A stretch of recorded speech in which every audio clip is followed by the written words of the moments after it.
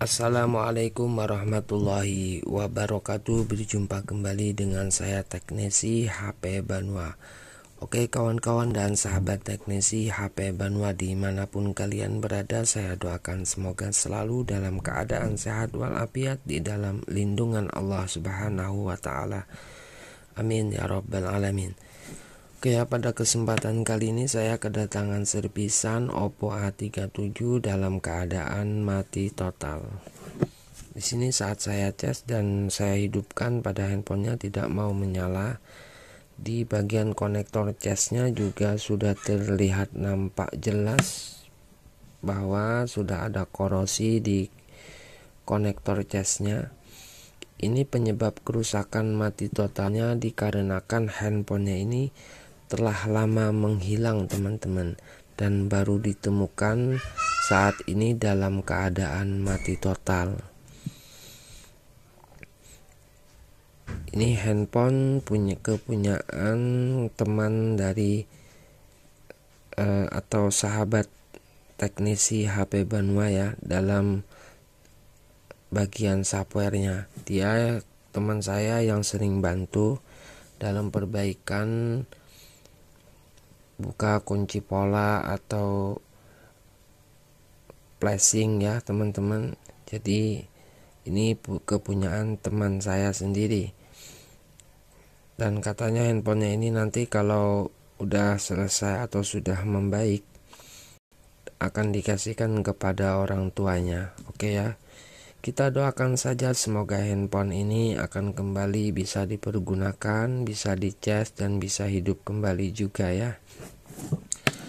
Baik kawan-kawan dan sahabat Teknisi HP Banua, seperti biasa kita lepaskan terlebih dahulu pada koper belakang pada handphone ini, dan kita lepaskan juga pada kaleng penutup baterainya atau penutup soket dari baterainya ini. Nah, di sini saat saya lihat ya, pada baterainya sudah agak gembung ya. Ini penyebabnya yaitu kalau handphone kelamaan tidak dipakai dalam keadaan soketnya itu terpasang pada papan mesinnya, maka biasanya akan menggembung seperti ini. Nah, saat saya cas juga ya teman-teman, itu baterainya sama sekali tidak ada atau ngedrop total ya. Oke, saya akan coba menggunakan baterai saya dulu sambil kita menunggu. Itu baterainya saya cas menggunakan desktop multifungsi. Oke ya, di sini saat saya hidupkan untuk handphone atau untuk LCD-nya masih berfungsi dengan normal, karena ini memang handphonenya masih memakai LCD original, belum pernah mengalami penggantian sebelumnya. Oke ya, di sini untuk pengecasannya saya coba tidak berlangsung, dan saya lihat juga pada konektor casnya ini sudah pernah saya ganti sebelumnya ya. Dan ini handphonenya ya teman-teman, kemarin setelah melakukan penggantian pada konektor casnya, lalu tidak beberapa saat kata teman saya itu handphonenya ini menghilang dengan sendirinya, entah kelupaan naruh, dan dia dikarenakan dia membeli handphone yang baru. Jadi handphonenya ini sudah tidak dihiraukan. Pas dia mau ngangkat kasur dan ketemulah handphone ini dalam keadaan mati total. Oke ya, kita bantu. Saya akan bantu untuk perbaiki. Seperti biasa, saya tidak mempunyai spare part fleksibel konektor cas yang ada pada Oppo A37 ini. Jadi saya akan lakukan penggantian pada konektor casnya saja. Nah, ini penampakannya juga itu ya teman-teman, untuk konektornya sudah bukan yang ori, karena ini dulunya seingat saya memang saya sendiri yang menggantikannya, tetapi dikarenakan kelamaan tidak dipakai dan tersimpannya juga di bawah kasur, mungkin karena di situ lembab, jadi menyebabkan pada konektor casnya ini jadi berkarat ya, atau menjadi korosi. Oke, saya akan langsung saja melepaskan konektor casnya ini. Kita akan ganti nanti dengan konektor cas yang baru. Tonton terus videonya sampai selesai dan kalian bisa lihat perbaikan atau penggantian konektor cas ala teknisi HP Banwa.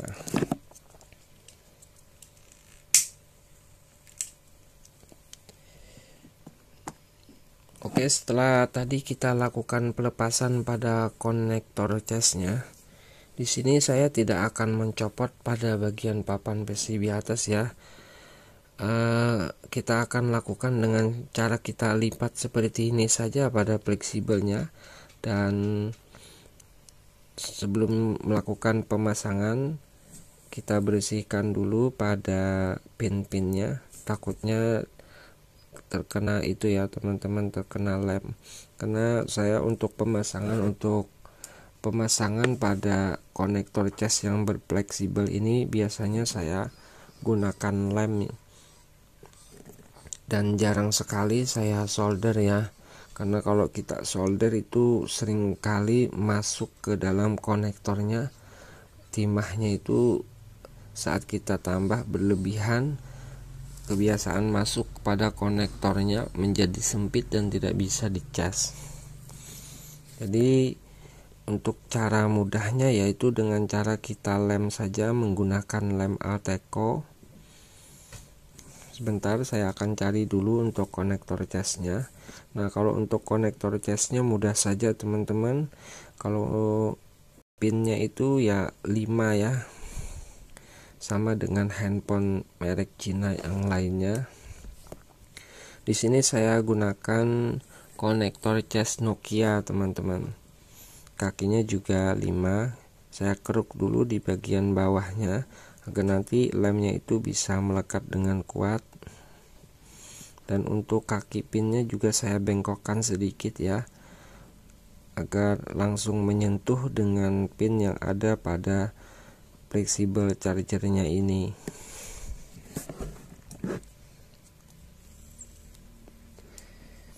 Baik, sebentar saya akan siapkan lemnya terlebih dahulu.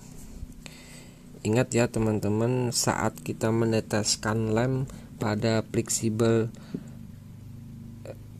casnya ini jangan sampai mengenai pin yang 5 itu ya. Jadi sedikit saja kita meneteskan lemnya, jangan sampai meleleh mengenai dari pin yang ada pada fleksibelnya. Nah, di bagian ujung saja teman-teman, cukup 1 tetes saja.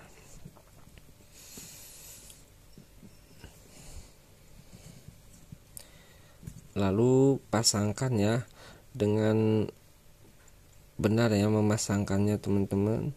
Presisikan antara pin yang ada pada konektor cas dan pin yang ada pada fleksibelnya. Jadi nanti kita mudah untuk menyoldernya setelah lemnya ini kering. Oke, saya diamkan beberapa saat dulu.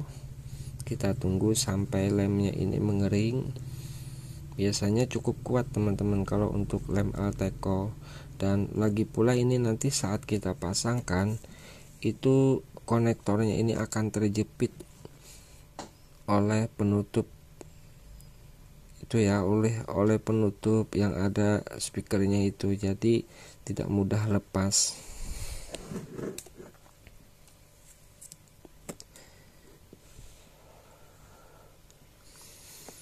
Nah, kalau sudah ya tinggal kita ini ya teman-teman, kita solder saja. Usahakan dan selalu teliti di pin konektornya itu jangan sampai menyatu antara pin yang satu dengan yang lainnya, karena letaknya cukup sangat berdekatan, jadi harus benar-benar teliti. Untuk menambahkan timah itu jangan terlalu banyak, yang penting bisa menyentuh pin yang ada pada konektornya itu menyatu dengan pin yang ada pada fleksibelnya, sambil kita lihat menggunakan kaca pembesar. Lakukan berulang kali tidak apa-apa teman-teman, asal menemukan hasil yang bagus lah ya. Nah, seperti ini. Pelan-pelan saja, yang penting hasilnya memuaskan tentunya. Oke, di sini saya solder lagi. Ini kita sambil ditekan ya pada konektor, pada pin yang ada pada konektornya agar menyentuh dengan pin yang ada pada fleksibelnya. Kalau dilihat-lihat bosan ya teman-teman, bolak-balik seperti itu. Ya seperti inilah ya adanya, yang namanya kita servis harus benar-benar teliti dan jangan mudah putus asa. Sama-sama kita belajar dalam tutorial perbaikan handphone, yaitu yang ada pada saat ini penggantian konektor cas yang ada handphonenya fleksibelan seperti ini.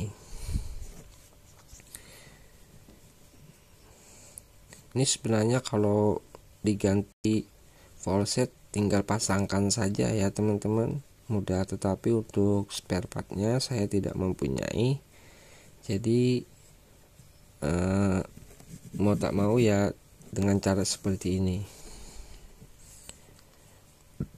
Oke, di sini saya tambahkan fluk yang agak bagusan ya, karena fluk itu ada beberapa macam ya teman-teman. Kalau untuk pengangkatan biasa saya gunakan fluk yang sederhana saja yang harganya 10 ribuan. Kalau untuk pemasangan konektor atau apa saja lah ya yang komponen yang disolder susah, itu biasanya saya gunakan fluk yang agak mahal, biasanya itu kualitasnya pun lebih bagus. Nah, oke ya teman-teman, di sini untuk pengecasan sudah memberikan hasil yang alhamdulillah lah ya. Tetapi di sini belum begitu sempurna. Oke, kita coba ya. Biasanya seperti ini, ada pin yang masih kurang menyentuh atau kurang melekat ya. Nah, saat saya goyang, maka pengecasannya kembali berlangsung. Nah, kalau seperti ini jangan langsung dipasangkan dulu teman-teman. Kita pastikan ya, kalau memang sudah betul-betul oke, tidak apa-apa, langsung saja kita tinggal rapikan ya. Oke, di sini saya pasangkan dulu pada antennya, lalu kita tutup ya dengan speakernya ini. Nah, ini untuk konektornya akan terjepit. Nah, ini untuk durasinya sebenarnya hampir setengah jam teman-teman saya kerjakan, tapi di sini untuk durasinya sengaja saya agak percepat. Yang penting mudah-mudahan teman-teman mengerti. Oke ya, di sini saat saya cas, alhamdulillah pengecasan sudah kembali normal. Nah, ini walaupun kita gerak-gerakan handphonenya, pengecasannya tidak putus ya, masih berlangsung. Oke, saya akan pasangkan baterainya. Tadi kita cas menggunakan desktop selama penggantian konektor cas kurang lebih setengah jam. Mudah-mudahan udah terisi, dan di sini alhamdulillah baterainya pun sudah terisi. Tinggal kita rapikan penutup kalengnya, kita pasangkan kembali. Oke kawan-kawan dan sahabat teknisi HP Banua, untuk tutorial kali ini mungkin cukup sampai di sini dulu ya. Apabila ada kesalahan kata dalam penyampaian, mohon kiranya dimaafkan. Apabila kalian suka dengan tutorial video saya, silahkan teman-teman kasih like, dan untuk berlangganan dengan tutorial video saya, tekan saja tombol lonceng atau tombol notifikasinya. Oke, terima kasih. Salah hilap saya mohon maaf. Jumpa lagi di lain waktu dan